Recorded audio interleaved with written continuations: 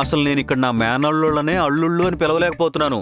అలాంటిది మిమ్మల్ని పేరు పెట్టి పిలిచాననుకోండి, ఇక అంతే సంగతులు. నేనే చెప్తున్నాను కదా బాబాయ్, అయినా నన్ను పేరు పెట్టి పిలిస్తే అడిగేవాళ్ళెవరు? మీ మామయ్య గారు ఉన్నారు కదా మేడం. నేను ఆఫీస్కి బయలుదేరినప్పుడు నాకు ఇవ్వాల్సిన వార్నింగ్లు కోటింగ్లు ఇచ్చి పంపించారు.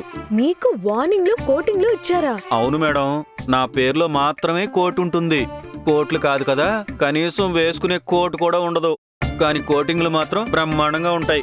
అంతలా మావయ్య ఏమన్నారు బాబాయ్ మిమ్మల్ని? ఏమన్నారా?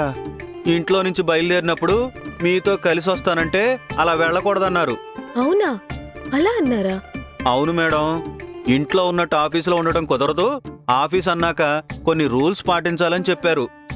మరి రూల్స్ పాటించాలి కదా మేడం. అదేం లేదు బాబాయ్. అంటే మీ దగ్గర రూల్స్ పాటించక్కర్లేదా? పాటించక్కర్లేదు బాబాయ్, అమ్మయ్య. మీరు ఫ్రీగా ఉండండి. అయితే డ్యూటీ అయిపోయాక మీరు వెళ్ళేటప్పుడు నన్ను కూడా మీతో పాటు కారులో తీసుకెళ్తారా?